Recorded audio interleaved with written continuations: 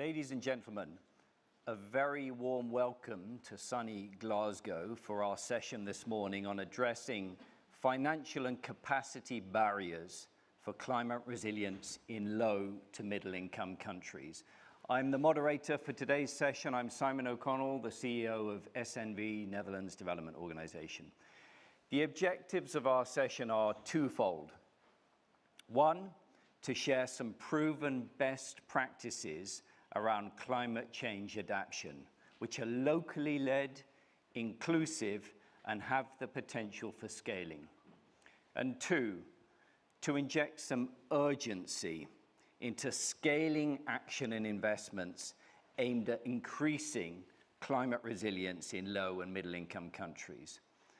And we all know, don't we, that the climate crisis is exacerbating the failures and inequalities in our systems, be they food systems, water systems, or energy systems, impacting the most marginalized the most.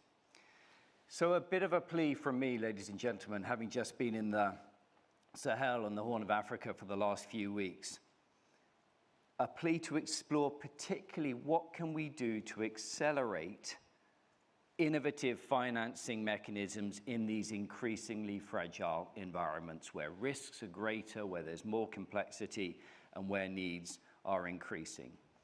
And I have seen myself directly over the last few weeks numerous investment opportunities in cleaner, better cook stoves and new technologies, in briquette production in places like Ethiopia, as well as in fruit and vegetable production with new hybrid forms of seeds, in biodigesters in Burkina Faso, where I was 2 days ago, and in Mali, and in solar products in Kenya. So the opportunities indeed do exist. But as we know, the barriers, such as risk, such as the time frames, such as the regulatory frameworks and ticket sizes, are of course significant.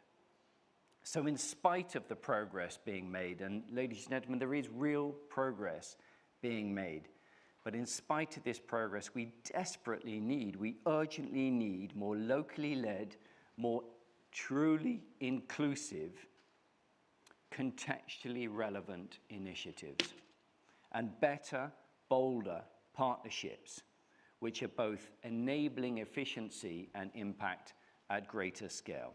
But ladies and gentlemen, I'm just the moderator to this session, so I will stop right there. I want to turn first to Jahan Chowdhury, next to me from NDC Partnership, for some opening remarks. And Jahan, we're delighted to have you with us. Jahan is the Country Engagement Director for NDC Partnership Support Unit. Throughout his career, Jahan has been advising bilateral, multilateral relations for over 30 countries. So Jahan, thank you for joining us, and over to you. Thank you very much. Very good morning to you all. It's not afternoon yet. I don't have any PowerPoint presentation. I don't have any written remarks. So the face and what I'm about to say is what you have, unfortunately.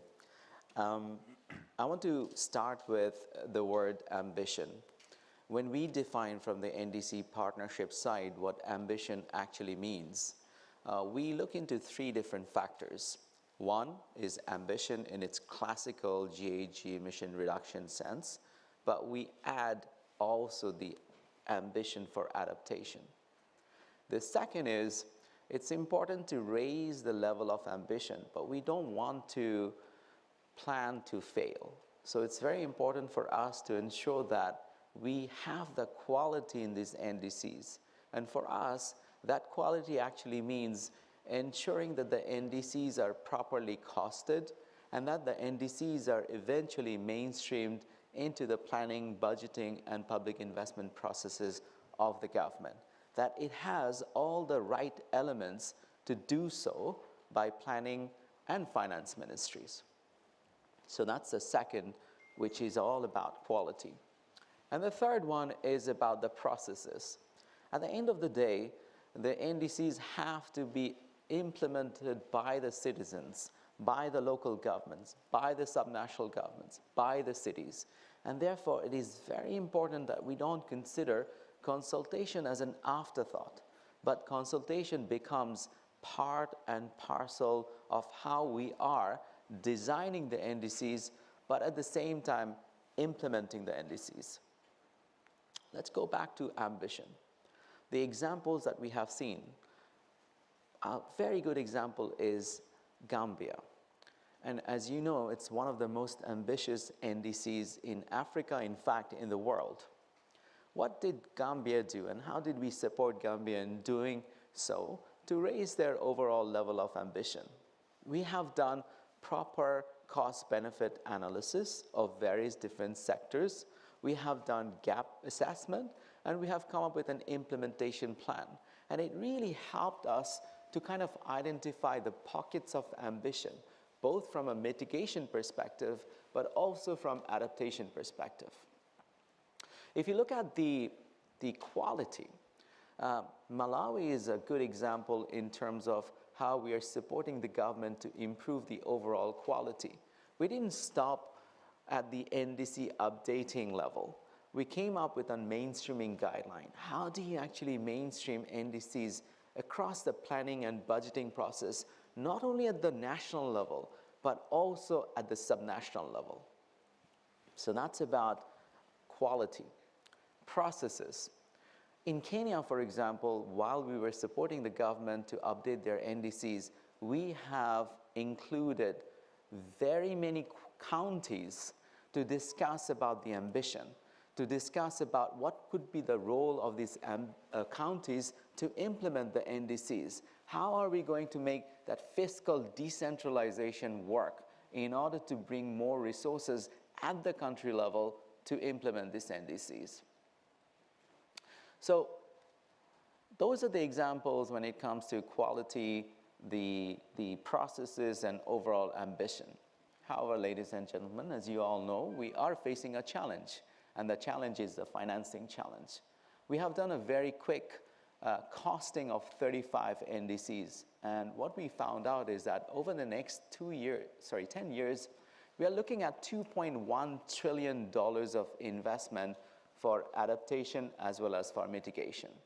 If I take that number and I put this into upper income country macroeconomic projection, we are looking at 6% of annual GDP investment in order to, this is additional, in order to implement the NDCs. If you look at the LDCs, the number goes up. We are looking at 10% of the annual GDP investment additional to what they're already having in order to implement the NDCs. So the government, they have three different options. One is to make sure that they are progressively or even aggressively going for revenue collection in order to improve the overall local fiscal situation. So that's option one. The option number two is what we will call interbudgetary transfer. So you are picking up resources from the social sector, education and health, and you're investing in climate infrastructure projects. And the third option is to raise the overall debt ceiling of the government in order to accommodate this new additional cost. Now, we have to be realistic. None of these options or combination of options would work for a 5-year political cycle. That's just the reality. It reminds me of, I do not know if you have read about Sen's failure to exchange entitlement theory. What it actually means when you apply this theory to a famine situation, it's not necessarily the absence of food, but it is the access to the market that stops people from getting that food, which eventually leads to famine. I think we are facing a similar situation here. We have the entitlements from the developing countries, and these entitlements are the nature, the natural climate solutions, but we are not being able to exchange this in the private market or even the public market to get the financing that we need to implement the NDCs. That's the situation. What are we doing about this? First, we have realized that focusing on just downstream project financing level is not going to give you the speed and the scale that we need. So we have started working at the upstream policy intervention level by working with the central banks in order to green the financial system. So if you have enabling monetary policies, we feel that we would be able to unlock the private sector investment at the downstream level. Our philosophy is that there is a lot of private sector money in country. So it's important for us to look inward, not always outward. For example, bring the commercial banks, the national commercial banks, bring the National Development Bank. So that's one thing that we are doing. We have just started that program, in fact, from yesterday. The other thing that we are doing is providing embedded finance advisors who would be able to support countries like Rwanda to build a green city project, countries like Uganda to focus on e-mobility projects. Governments have a lot of great ideas, but we need to convert these ideas into bankable projects. We need to take them through pre-feasibility study, feasibility study. We need to structure the deals. We need to think about blended financing instruments. We need to bundle these projects in order to give the volume that the countries need in order to attract the private sector. So embedding the advisors, the finance advisors in Ministry of Finance and Planning is working as a really interesting winning formula. And the third thing that we are trying to do now is come up with better quality investment plans. You know, you have NDCs, but can we convert these NDCs into better quality investment plans that would give the shape and form of all those targets that the governments are trying to deliver on by focusing on the question, how? How are we going to do this through project financing, and what would be the key sectors that we want to focus on? So upstream policy level, downstream policy level, connecting the dots across this is what we are doing. How indeed. Thank you so much, Jahan, for setting the scene so succinctly and impressively there. The scale of the challenges and also some of those hows that we need to accelerate. Thank you. So moving to the first of our keynote speakers now, delighted to have with us Dr. Evan Guerrettes. Evan is a principal scientist and global program leader, finance and investments for climate action at the Alliance of Biodiversity International and the International Center for Tropical Agriculture. So Evan, great to have you with us. Over to you. Great, thank you. Good morning to everybody. Also, great to be here and to pick up right, I think, where Johan left off, which is to say that I think there is money out there that wants to come in and be targeted at environmental, social, governance types of investments that are out there. I work myself across the developing world for an international agricultural research organization, and we're thinking about how we can help bring this kind of finance, unlock this kind of finance for the kind of farmers that we work with, which tend to be smallholder farmers, but at least working in the food systems in low and middle income countries. How do we unlock this finance in a way that's equitable and inclusive, as Simon was saying earlier? I'm excited to see the announcement of funds and the kind of commitments that are out there. My organization, the CGIAR, as an umbrella organization for us, along with the partners at the asset management firm Responsibility out of Zurich, launched a $200 million Climate Smart Food Systems Fund just last week. There's commitments, there's money there. This is a blended finance fund that brings together quite a bit of private finance along with some public finance to help to de-risk the public finance. There's also the Dutch Fund for Climate and Development, 160 million euros. That money's there, but how can we get it down to the ground and to the people, at least that I work with in these low and middle income countries in these food systems?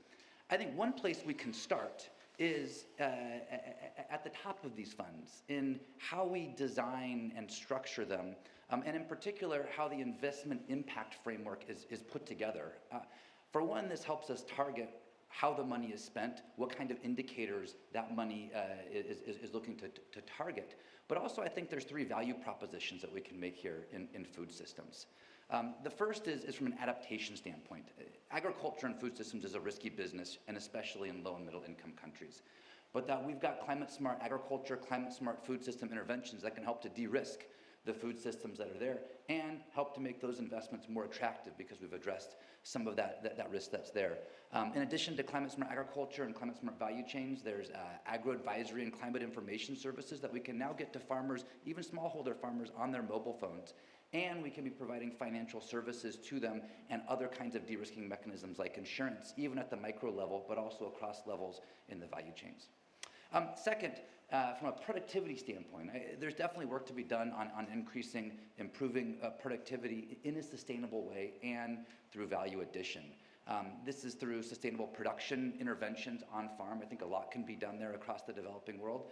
Also on aggregation and processing, how it comes together, and linking farmers to markets, strengthening those markets and providing value through that. And then addressing food loss and waste. I know that's something I've heard somewhat here at the COP, and I think it's something important to help improve productivity and drive those profits then as another value proposition to investors that are coming in. And then third, we're talking about adaptation resiliency, I think mostly, but I think still it's good to recognize that there's an opportunity for co-benefits to come from carbon sequestration. Really, even we can add other ecosystem service benefits in their water, et cetera. But certainly in a lot of cases, as you're doing de-risking and improving productivity and profits of farmers, I see opportunities in livestock, rice, agroforestry, through soil carbon, to be sequestering carbon in these systems and potentially having that be a revenue stream. And certainly avoiding agricultural expansion into forested lands is a critical one that can play a role here and also be a revenue stream. But coming back, I'm talking about the big picture now, and I haven't talked about how do we really get down to that level of the farmer or the value chain actor that we work with in these countries. And so I think there's four things that we can be, kind of key things that we can be looking at here that we're working on in particular here, and some Johan already mentioned here to go back over. But what we're doing at the CGIAR is to try to bring our research and science to help inform this kind of investment. So first is around investment planning, Johan was just saying. And so we've been working with governments across the world and in Africa, where I'm based myself, on developing climate smart agriculture investment plans aligned with the NDCs, but also looking at opportunities for the private sector to come in.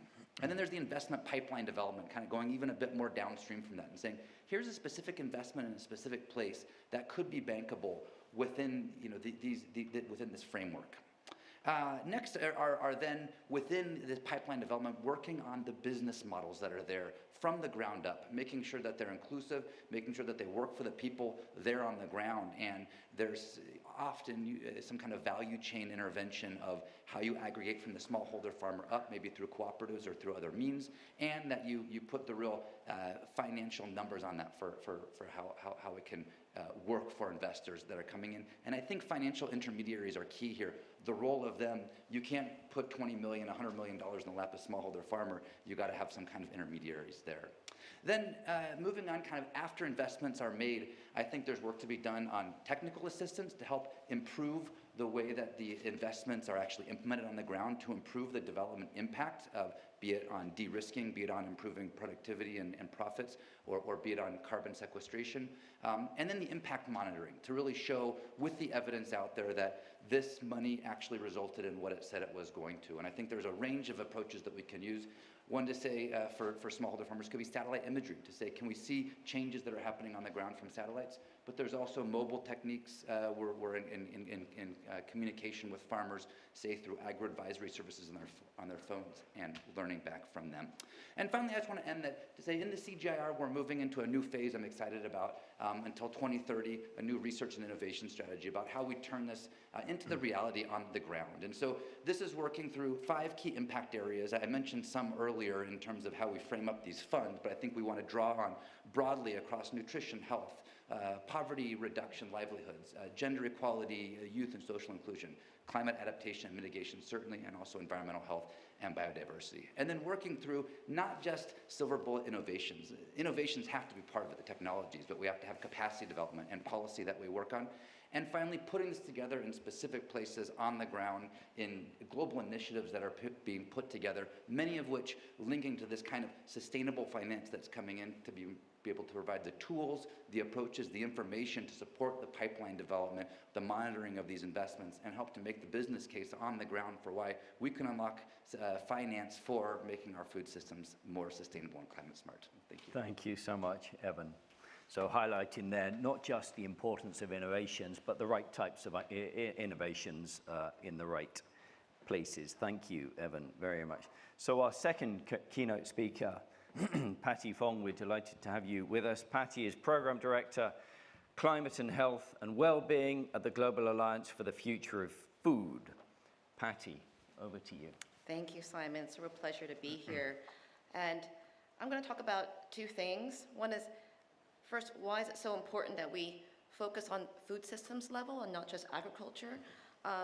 And also talk about, we've heard from Jahan and from Evan, the how, but, we've talked about the importance of the co-benefits and, there's some leadership that's happening. So I'm going to talk about where we are seeing that leadership in terms of food systems perspective. But first, it's important to center food system transformation in climate action because it's critical to delivering on the interconnected goals of food security, resilient livelihoods, protecting human and planetary health. Food and climate are inextricably linked, which requires transformative and interconnected action to be taken across policy priorities, investment, research, and practices connected to food systems. Taking a food systems approach also results in a diversity of context-specific solutions for food production, distribution, consumption, and waste reduction, as we'll hear from more of the panelists later. This means taking into account and engaging the various actors involved in each stage of the value chain, as Jahan has emphasized, such as farmers, fishers, traditional and indigenous communities, advocates, companies, consumers, and policymakers, so that co-benefits can be maximized and trade-offs reduced. So how well are countries doing with food systems thinking? We developed an assessment framework as a tool for policymakers and advocates to identify opportunities for better integrating food systems within the NDCs. We're applying the framework to the NDCs of 14 countries, of which we've completed 8. And we selected these 14 countries based on geographical and economic balance, mitigation potential, adaptation needs and food security concerns, and climate negotiating blocks.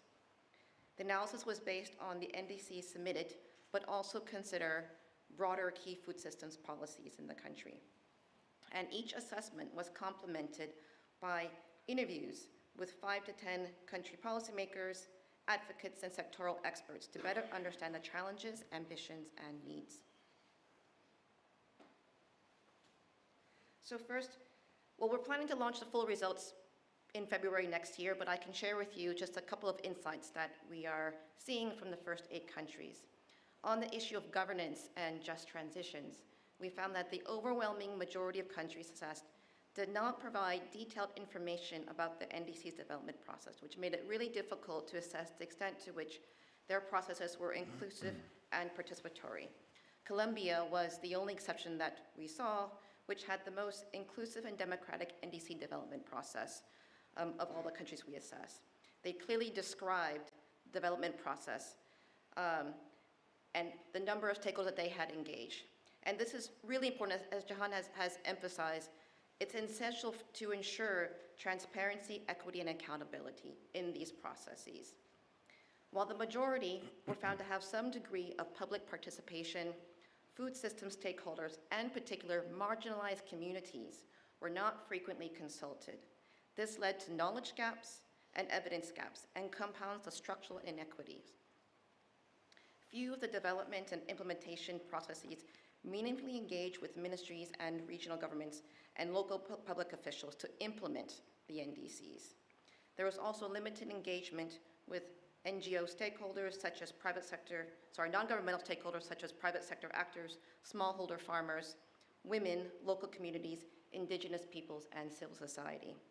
This type of coordination is not only crucial for policy coherence, but also for building broad support for climate action and successfully implementing the NDC measures. If we want to turn these from paper to action, we actually have to engage people at all levels across all sectors at the beginning.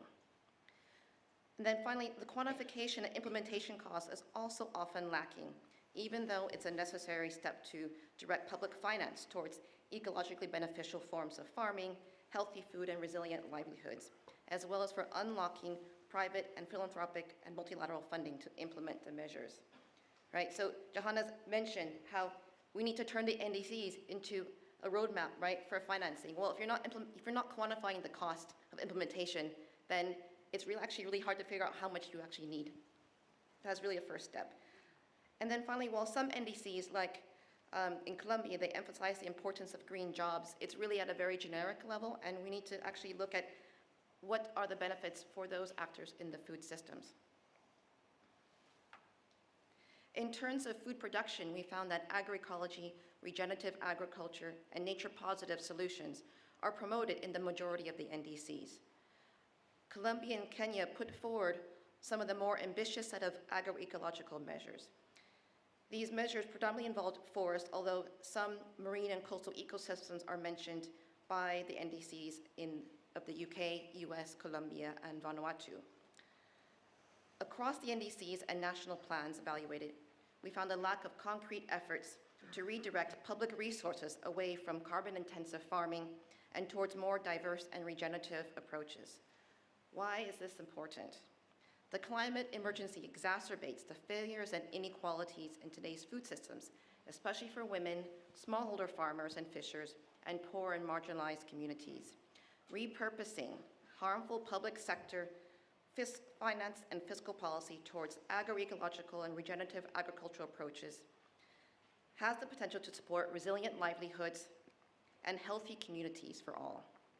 Locally led, context-specific, nature-positive solutions contribute to greenhouse gas emissions mitigation when enabled according to a systems approach and ensure a strong role for local institutions and communities, as well as smallholder farmers, indigenous peoples, and women, and that they ensure the protection and expansion of rights and improve food security and health.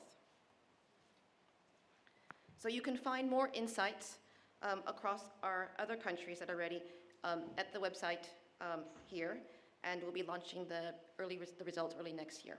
Thank you very much. Thank you very much, Patty. So they're highlighting the importance of locally led, contextually specific, nature positive, and inclusive approaches. Thank you so much. So crossing fingers that the technology is going to work for us, I believe we have a short 1-minute video which we can now show. Climate change is one of the biggest challenges we face today. It is already affecting people and nature across the globe, with developing countries being most impacted. There is an urgent need for investment to enable vulnerable communities and ecosystems to adapt to climate change. Yet funding is in short supply. The government of the Netherlands has committed to addressing this need by making 160 million euros available through the Dutch Fund for Climate and Development, known as the DFCD. Managed by a pioneering consortium of FMO, Climate Fund Managers, SNV and WWF, the DFCD will work with the private sector to catalyze over 500 million euros in additional funding for bankable projects across the world. These projects will boost the health of fresh water, forest, agricultural, and ocean ecosystems, and improve water management. Critically, the DFCD will help vulnerable communities to adapt, drive sustainable development, and strengthen global efforts to tackle climate change. The fund is ready to build new partnerships. So join us in our mission to create a more resilient future.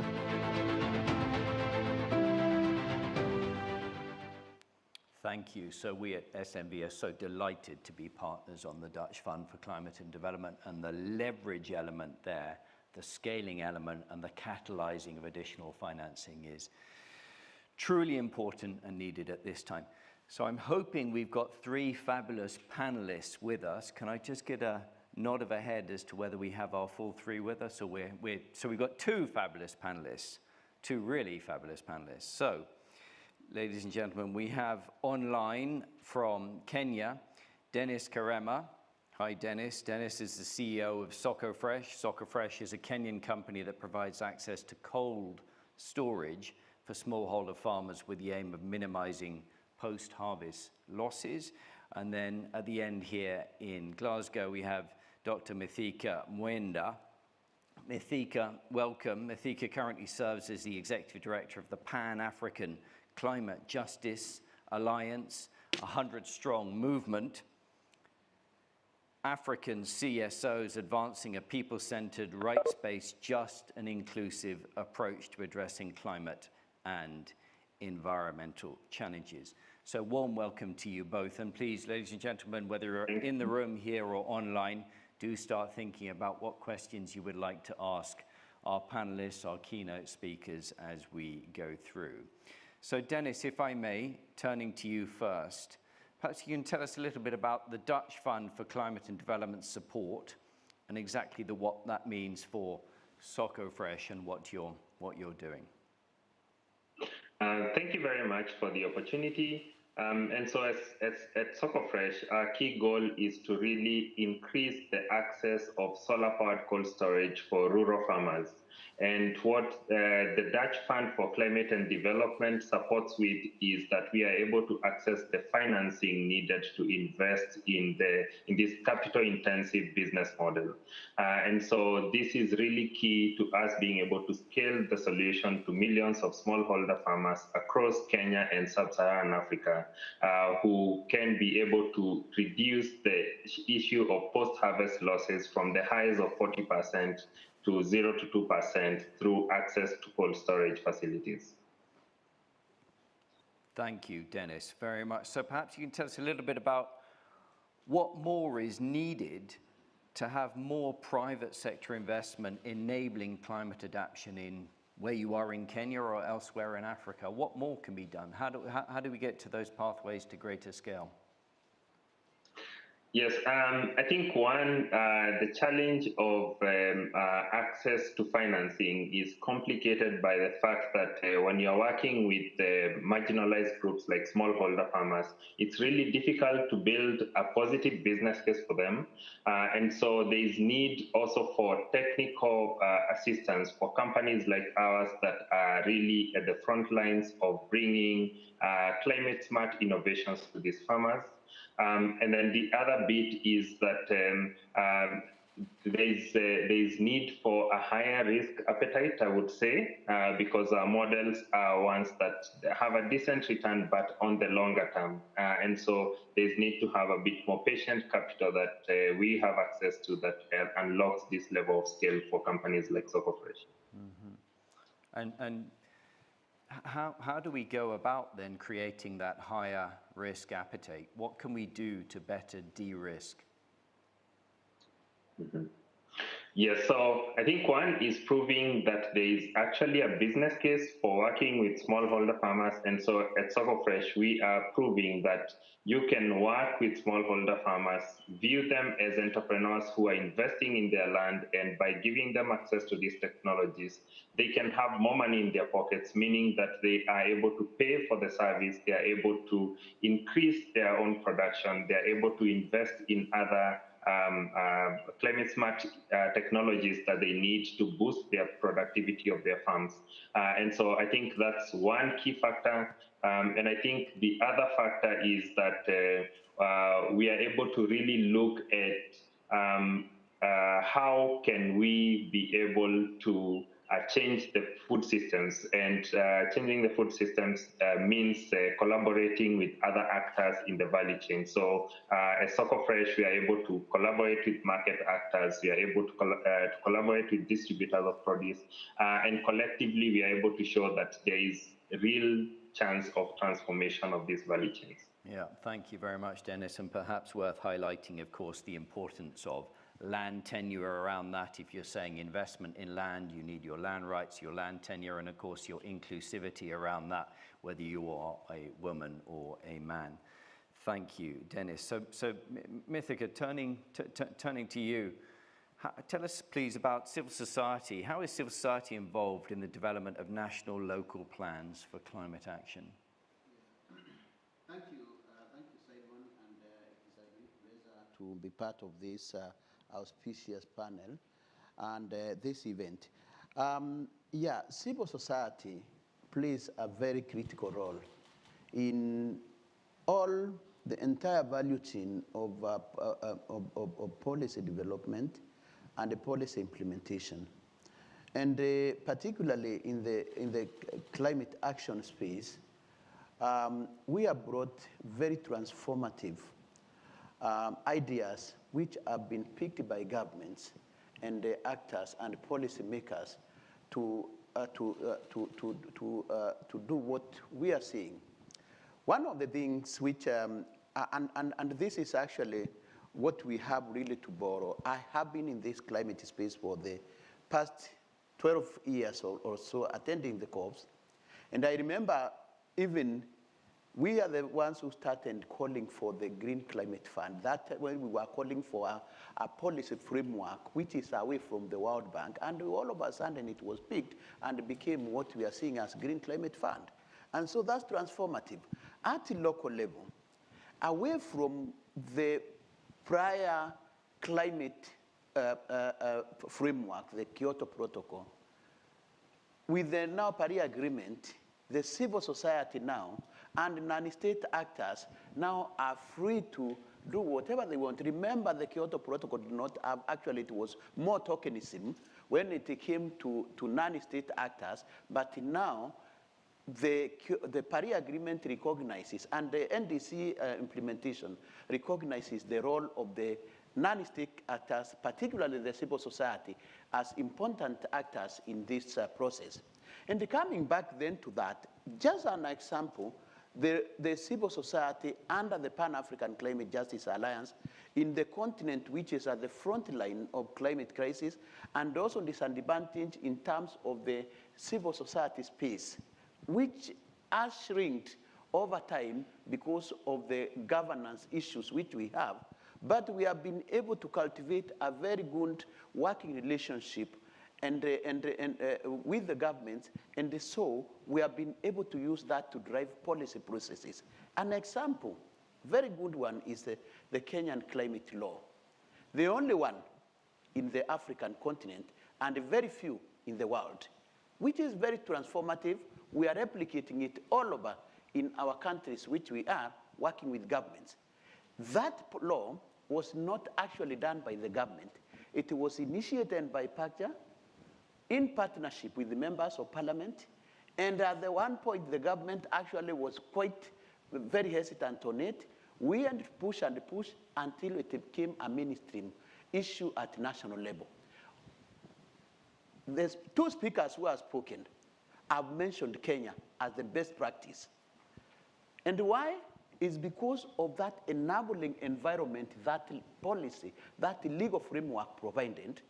And so it is very easy. We have the national climate change law, we have the national policy, green and climate finance policy, and all those. They are able to fit that because of that policy framework, which was able to be initiated by the civil society. So in a nutshell, you can see how the civil society can bring a transformative framework which can work. And so what we are doing, and having that, we are working with Pan-African Parliament, all parliamentarians from African countries, to see how we can replicate that into frameworks in those other countries, and it is happening. Mm-hmm. Fantastic. So concretely, civil society was in an active role in helping to develop, shape, and then get to an implementation of that policy framework. Yes. Thank you. Yes. Great to hear. Thank you. So perhaps turning more broadly to our panelists, I have this question of why, if it's so abundantly clear to all of us that the costs of inaction are so much greater than action, why is it still so difficult to mobilize finance to enable this adaptation? Can I start with you, Jahan? Yeah, sure. From our experience, I think the public and private sector, they are talking the same thing, but they're probably dancing in two different rooms. So the question then is, how do you come up with an investment plan that will fulfill the requirements of the private sector? So what kind of incentives we can think about? What are the blended financial instruments? What would be the rate of return? I think what we are increasingly also learning is that the climate bankable projects do not necessarily have different principles than usual projects that the private sector finance. At the end of the day, they are investing their shareholders' money and they want to get a return. And unless that return equation doesn't match with their risk appetite, it's very, very difficult to move the needle. But I think there are solutions, and the solutions, as I have mentioned, is that we need to focus much more on designing these bankable projects. And very importantly, we need to bring the speed. The speed is not necessarily there. So coming up with projects with a greater volume and with greater speed, with very consistent and persistent market signal. Thank you. Thank you. But the returns are indeed there, are they not? The returns are there. It's just that articulating the returns in a language that is going to be sufficiently enough for the private sector to come in and invest. And the other thing that we are noticing is that we classify the entire private sector as a homogeneous group. There are different asset classes and they have different requirements. What I can sell to an SME is not going to be the same that I would sell to an asset manager. So how do you disaggregate the projects that could fit the appetite of different types of asset classes? Interesting, thank you. And yes, so private sector put in a box as private sector writ large. I might add that perhaps that's also true of civil society groups who are put in their civil society boxes, and indeed governments put in their governmental boxes. And what of course we need is to break down some of those silos and those boxes. Evan, what would you add? I think I would start with that unlocking finance for agriculture, especially in low and middle income countries, has been a challenge regardless of climate and that challenge. However, I see a few things that have happened, some opportunities, I feel like. For one, I mean, I think just we have made development progress across. I live in Kenya, and I can see there, I mean, these kind of examples of good bankable investees on the ground, and I think those are coming up more and more, so we have that. Second, blended finance. I think, you know, it's coming around more. It's becoming more popular. We're testing out and learning from what works and what doesn't, how to structure these kind of funds, and I think there's an opportunity there in how we leverage that, like the Dutch Fund for Climate and Development that you mentioned, the leverage potential that's there.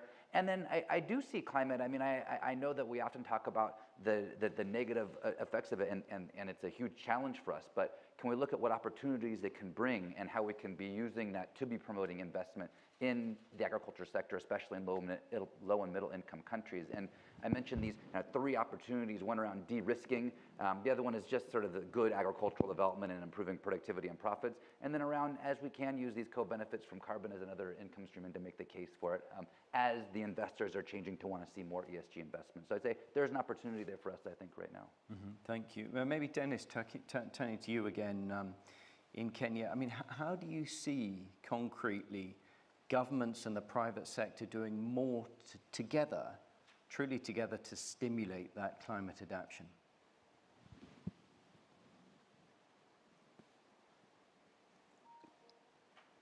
It's muted. Dennis, I think you're on mute. Yes. There you go. Yeah, thank you very much. Yeah, so I think one, we have seen in Kenya some of the county governments that are really eager to have companies like ours provide services to their people, and so they make the process of accessing, licensing, and setup to be quite flawless. And so that is key because businesses need to have an enabling environment to be able to operate in these regions.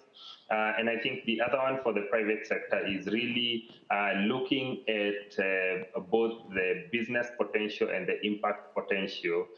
And that together is making some of the private investors look into businesses like ours and really want to be to invest in them. And so on one side, we are building bankable businesses, but on the other side, there's also the impact, and they're quite, there's private sector that is also really keen on the impact that businesses can generate. Thank you, Dennis. And maybe, Patty, one question to you, and then we'll open it up to our audience here or online. So please, start to type your questions through, or if you're here, there are 2 microphones in the room for you to come and ask a question from. But Patty, what do you see as the priority areas for adaption? I think the priority areas, one is most important is actually governance process. So talking to people who are most impacted by climate change. I mean, it's so important to engage civil society. It's so even more important, like which parts of society, who is actually impacted, because they will actually tell you what their needs are and what are the best solutions, right?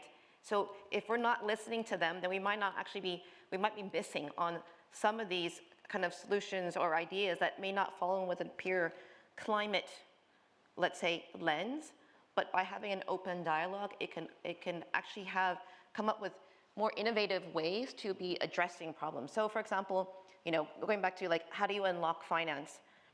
It depends on who you're talking to and what questions you're asking, right? So if you're only asking questions on, in terms of productivity or economic benefits, you're actually then excluding questions around, well, what about health and nutrition, right? What about resilience? So if you start to open up, like, what are those other impacts? Then you might actually start to get bigger in terms of opportunities or different approaches to do that. And then a third area is data. So we found, for example, in Colombia, they weren't addressing food loss and waste because they actually didn't know how to account for it. They weren't collecting the right data. They weren't asking the right questions. So that is, I think, a very significant issue as well, whether it's for mitigation or for adaptation, is actually the right questions and the right metrics for collecting evidence.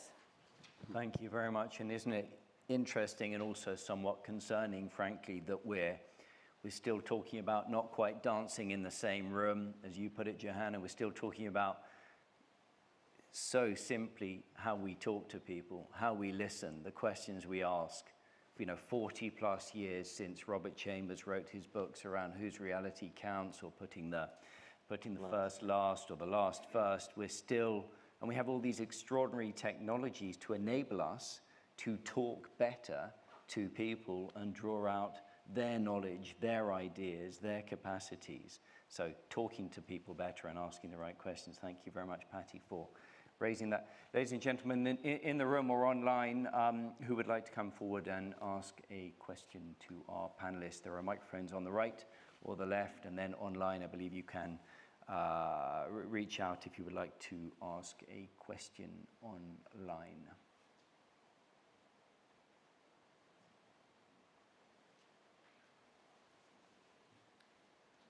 Hello, thanks for this interesting discussion. And if you could just kind of introduce yourself, please, sir. Sure, Santiago Enriquez from Abt Associates.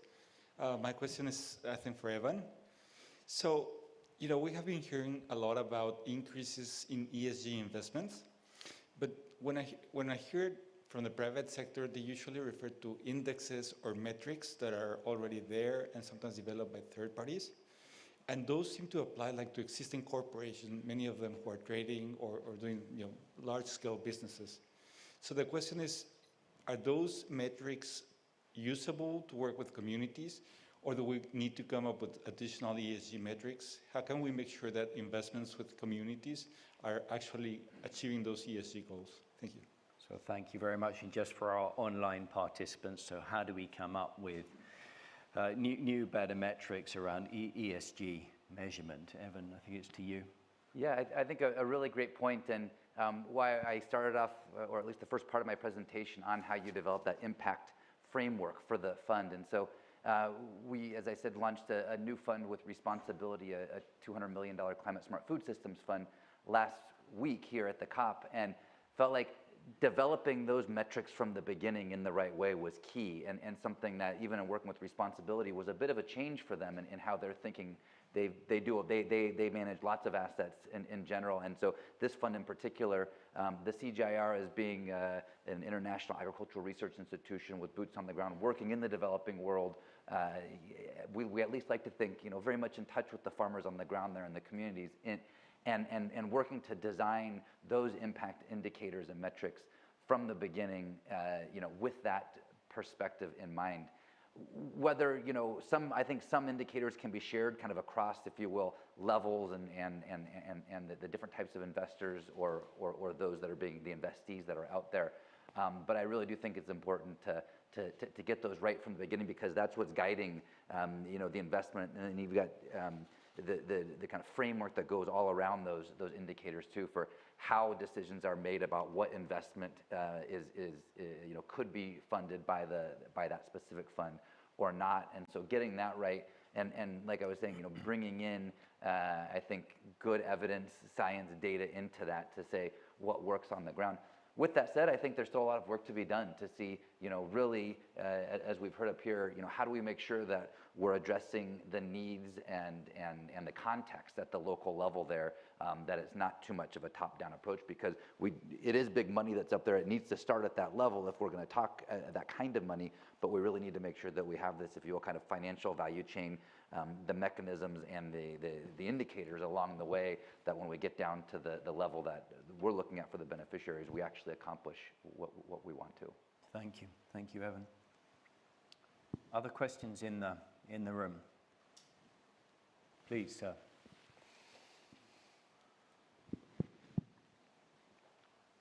Thank you so much, our presenters. And my question goes to Johannes from the NDC Partnership. Please introduce yourself. My name is Charles Mwangi. I work for Pan-African Climate Justice Alliance. And thank you for talking very well about mobilizing domestic resources, for implementation of NDCs, and of course, creating investment plans that are attractive to, the private sector. But if you look in reality, the NDCs submitted by most of the African nations are so much conditional, so that more than 80% is actually resources that are supposed to come from outside, those particular countries. So even as we unlock domestic resources, what are some of the views that you have really regarding accessing also resources from external sources, to be able to catalyze, action at the ground? Thank you. Thank you very much. So how do we catalyze further investment and bring in further external resources from outside the countries? Yeah, absolutely. I think, as you have rightly pointed out, a lot of the NDCs that we are seeing, they are conditional. So I would say that there are three different responses to this. One is that what we see is that the risk appetite, okay? I'll give you a very recent example from Rwanda. What we have seen that there was an investor coming from Germany who would want to invest in Rwanda in a straw tech technology. So how do you use straw in order to build houses? But the investor did not want to invest upfront money to do the feasibility study, to understand what is the market demand in the country. So Rwanda has got a Rwanda Green Fund. What the Rwanda Green Fund did, using the public money, conducted the feasibility study. The outcome was positive. The investor decided to pick up the opportunity. Now it is a $35 million business. So I think the important thing here is to blend the financing, as you were mentioning, that we need more grant financing, both coming from the international multilateral bodies as well as the bilateral partners, plus the public funding coming from the government's fiscal resources, and then use the private sector money towards the downstream level. Mm-hmm. I think that combination has really started to work. Mm-hmm. Thank you, Johan. And a question I have, building on that to all of our panelists, is, but how do the time frames match up with one another? How do you ensure that the public money and the private money, which are coming within different time cycles, how do you put that puzzle better together? Johan, or all of you. Sure. I mean, this is something that we are increasingly thinking about. How do we apply the programmatic aspect of what the NDC partnership does for the public sector, apply the same concept to the private sector? So let's say that GIZ is working on upstream transport policy design. Could we, for example, then use UNDP to make sure that it is mainstreamed into the planning and budgeting system? Could we then utilize your fund, for example, here to come up with a pipeline of projects in the transport sector? So having that programmatic longer-term perspective is very important across the value chain of project development. And if we can have that longer-term perspective and fit the players on time, on demand, across various different components of that project value chain, I think we will have a winning formula. Thank you. Evan, would you like to add? Yeah, I mean, to add that too, I'd say that we've got the mismatch potentially of public and private financing. We also have the mismatch with whoever's receiving the money in terms of how long they need. And so often when you talk about debt financing, we need more patient capital because the kind of things climate smart that we're investing in takes longer periods of time, but often the private finance wants their money and wants to see the returns quicker. So I think also that's where the blended finance can come in and help to create a little more patient finance there. I'd also say that I think public money, I often think, or the grant money, it can be used in terms of addressing kind of market failures that are out there, things that the market can't address itself and needs to come in. And sometimes, not always, but those can be longer term infrastructure and this type of thing. So I do think there's a great role there for the public sector, but the challenge in how do you align these things with themselves as well as with the investees on the ground that you're working with. So, yeah, please. So I'm just listening to my two colleagues speaking and looking at the African continent and opportunities for investment. I'm just wondering where really that makes sense, bearing in mind that the key demand aspiration for Africa is adaptation and loss and damage. And looking at investment, an investor is someone who wants to make profit. There is no return on investment on either adaptation and loss and damage. And so you can, looking at that then, you look then where is that investment going to come from? Because the NDCs particularly are designed at investment tools. So that's one of the key challenges which we have in Africa. Moving then to even financial mobilization, it is more targeting the private sector more than even the public money. And the question we have been asking ourselves as the civil society is, yes, we have got very beautiful, all countries, NDCs. At the end of the day, it will be just the same song because no one is going to be interested in that investment. Look at the gentleman who was speaking here. I'm just figuring out whether that is the kind of private sector we need in Africa or the global private sector, the global investors from UK, US, and those big transnational corporations, which we want to attract in Africa to invest in the death of people. You see, that is more older frontline farmers whose actually work is mechanical, just survival.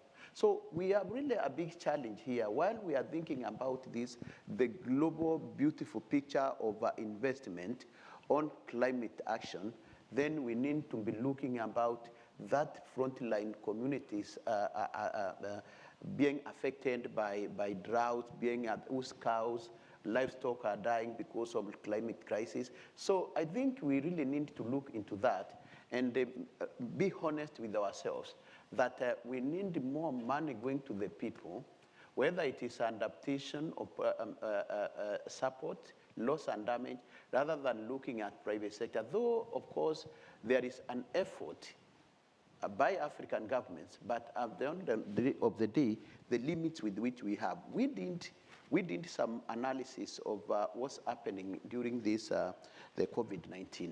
Of course, there is a lot of money which has gone into COVID-19, and we have been asking about where did this money come from, whereas we have been told by international community that there is no money. And the answer is just one, that their citizens are being affected more by COVID-19 than us. So climate is not a priority for them. So there is trillions and trillions of dollars within a short time to develop vaccines, and to develop for reconstruction. But we don't find. So where did that money come from? What we don't have are two things. We do not have political will to finance climate action, and there is a lot of money in the world. The other point is that in Africa, we do not have that ability to raise money. So if we are able to do that, we are going to solve all the problem. We are not going to have a problem of money, whether investment in adaptation, loss and damage, and mitigation. Thank you very much, Mithika. Excellent point. So you need good levels of transparency. You need different ticket sizes, is what I'm hearing. You need different financing methodologies, approaches, and volumes depending on your context. So thank you for that. I can see we've got a question from Shreyasi Choudhury online. Shreyasi, if you can hear me, please feel free to unmute yourself and ask your question. Welcome. Hi, thank you to all the panelists. It is amazing to hear how the climate funds go on. I am a researcher at King's College London, and this question goes to all the panelists. Whilst we're talking about the financing regarding climate resilient, building climate resilient communities, I see that most of the focus is more on technologies rather than training or educating the people or helping them to understand how to use those technologies, which Dennis did talk about, but not in a broad context. So how do we ensure that the different funds that we are getting, even if we get them, are used at these appropriate sections? And as we were just listening previously to our previous speaker, Shreyasi, we've lost you there, I'm afraid. So I think just a broader question to our panelists: how do we ensure that the funds get to the right people? I think that's what I was hearing in Shreyasi, not to add words to you, but I think there's also this very important point about, of course, the gender elements around this. And we all know that climate change, the climate crisis, is impacting women more than men, and significantly so. So within that context, you know, what more can we do? How can we do it better? Patty, should we turn to you first and then just go along the panel? I heard Shreyasi talk about, like, it seems like there's a lot of financing that's focused on technology, and perhaps that's where, you know, some types of private finance, right, can go to, but there's this role of public finance where there's a lot more flexibility, and that's what you need to unlock a lot of the private financial flows. So where can you direct that, whether it's, you know, you want to call it subsidies, or you can call it program support, technical assistance, really directing that in a way that you're providing good extension services, you're providing capacity building, you're helping to adapt to kind of changes in production practices, and creating that enabling condition, like, you know, developing these climate laws and other kind of, you know, other enabling specific policies and programs. That's what we need, you know, in order to support the type, to make sure that the private finance is directed in the right way. Thank you very much. Dennis, can I turn to you online for your perspective? Yes, I think it's a really valid question. What I see is, one, yes, there is quite a focus on technology because there is quite a deficit in terms of technologies that can really enable smallholder farmers to earn a living, a decent living, and safeguard the quality of their produce.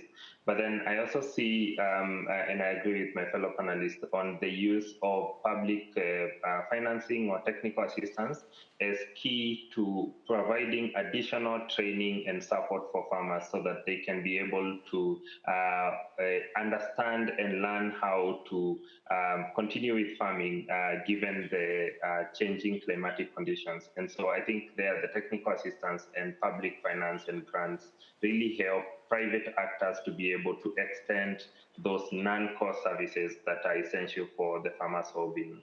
Mm-hmm. Thank you, Dennis. Evan? Yeah, and I think there are opportunities to even use technology for capacity building out there. In Kenya, where I live, there's a great TV show called Shamba Shape Up, which is the farm makeover show.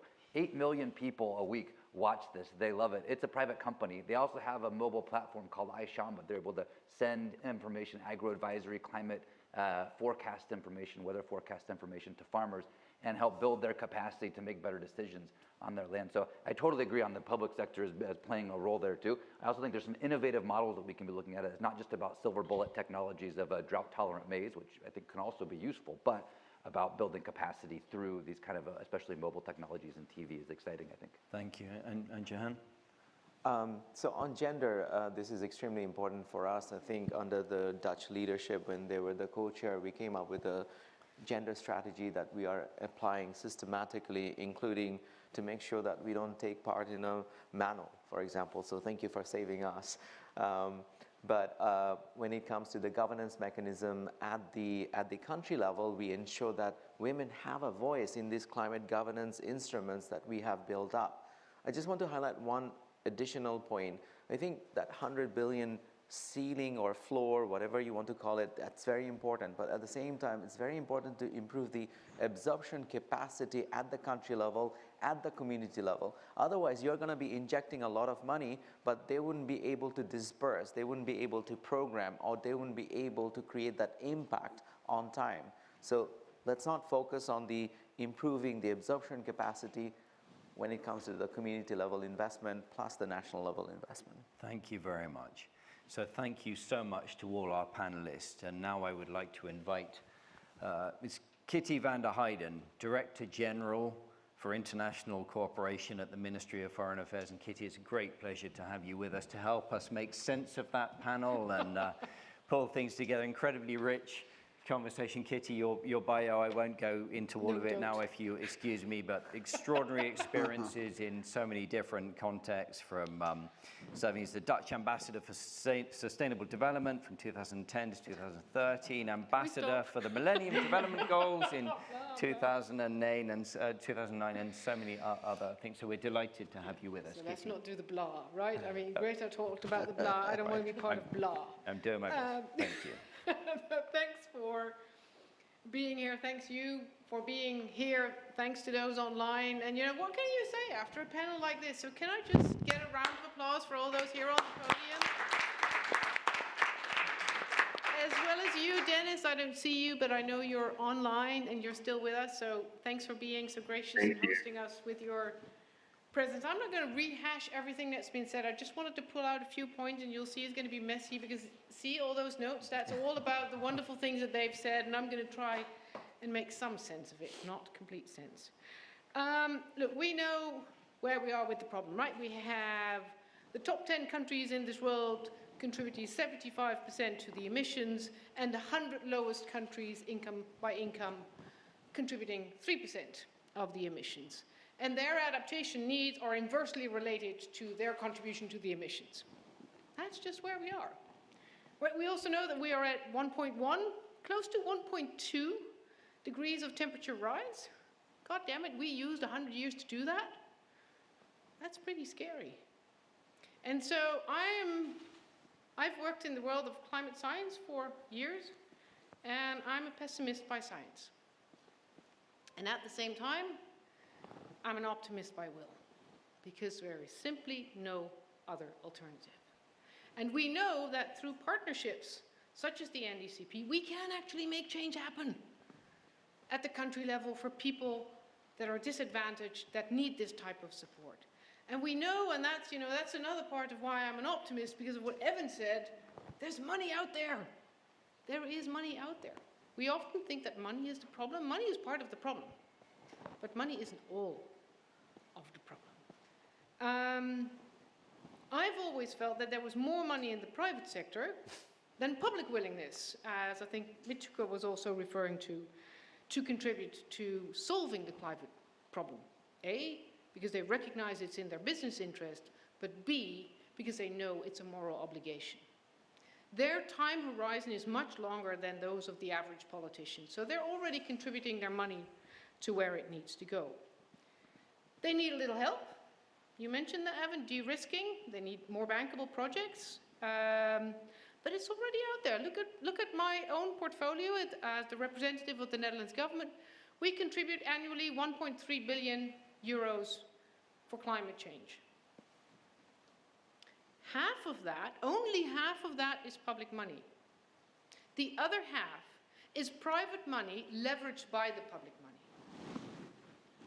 There is money out there. And of our portfolio, half of it goes to adaptation, half of it goes to mitigation. I think that's the type of leveraging we need to see. That's the type of balance we need to see across the portfolios when it comes to climate change. That's why funds such as the DFCD, you know, you put in 160 million, but you expect to leverage out of that, on top of that, 500 million. It can be done. You know, if I was an investment banker, quite frankly, I'd be drooling. Put your money where your mouth is. Now, there are many ways of doing climate smart agriculture. You can be intensive, you can be extensive, you can be low input, you can be high input, you can be agro-modernist, eco-ecologist. What we need better is what Evan is doing, is really improving the science policy interface, knowing based on data, based on good analysis, what is needed, and bringing that knowledge to local farmers that are actually implementing in the field. We can still do that. And Dennis was talking about the private sector. He called it smallholder farmers, but smallholder farmers are the private sector. They're not just transnational corporations, they're not just big bucks and glass buildings. Smallholder farmers are the private sector in many of the developing countries. We need to invest in them because they're investable. That's why we do it. They are entrepreneurs. And to me, the strength of local communities is not measured by the impact of all the hardships that life has had on them, but the strength of local communities really is measured by the extent of their refusal, I would almost say, to allow those hardships to dictate who they are. If we can extract from them their resilience, their local knowledge, they know so much more than we do. We can actually make change happen. Now, I think that's the point that Mituka was really raising, the point of inclusion, the point of making sure that we have local communities that we are trying to support are part and parcel of the solution, that they have a voice, that they have a seat at the table, but that we also tap that local knowledge that they already have. We do not have to invent the wheel for them. They are driving the car. We're just the passengers. So let's bring in all those stakeholders, the women, the disadvantaged group, the marginalized groups, and the young people. He also said something else, and really about tapping into local knowledge. One of the things I'm always struggling with, we always tend to say, think global, act local, right? You have the climate and you act local. I would actually like to reverse that, because if we are to tap into local knowledge, and Patty, you raised that point as well, it really is about think local, start local, and raise it globally. So trying to reverse the equation, I think, is what we need to do to make change happen in an accelerated way. And then Jahan, you and the NDCP really stressing the importance of partnerships, of policy coherence across all levels, the different line ministries, the decentralized level and the national level, alignment and coordination. And if we don't have that, we simply will get there, but we'll get there by the time it's too late and we have wet feet. Can we still turn the tide? Yes, we can. Yes, we can. We've seen what NDCP, for example, can do in the time span of 5 years, raising the ambition of almost 60 countries. We are seeing what DFCD is doing for local communities with a small amount of money, relatively small, 160 million, raising lots of money. If we can bring in the local communities, if we can find the alignment and the synergy between the national pathways for the Food System Summit, the SDGs, and the NDCs, then we can synergize and we can accelerate. And we tend to think of adaptation and climate mitigation really as bringing down emissions and making systems resilient. But in the end, this is not about, or not just about, bringing down emissions. This is, to me, about lifting the perspectives of people that we aim to serve. This is about bringing a life in dignity that we promised in 2015 with the Paris Agenda, with the SDG Agenda. We'll need the private sector to do it, but we need, first and foremost, to raise the stake for local communities who have everything to lose. So thanks for being there. A warm hand to the panel and to you, Dennis, online. Thank you so much. Lots of work to be done, but it can be done. So a pessimist by science, but an optimist by will. Never forget that. You're part of that. Thank you, Kitty. Thank you so much. And a big round of applause to Kitty for those closing remarks. So with that, ladies and gentlemen, thank you so much for joining us. Yes, some pessimism, but clearly a lot of optimism too, and optimism through partnerships that we're hearing about in forums such as this. Thank you all so much.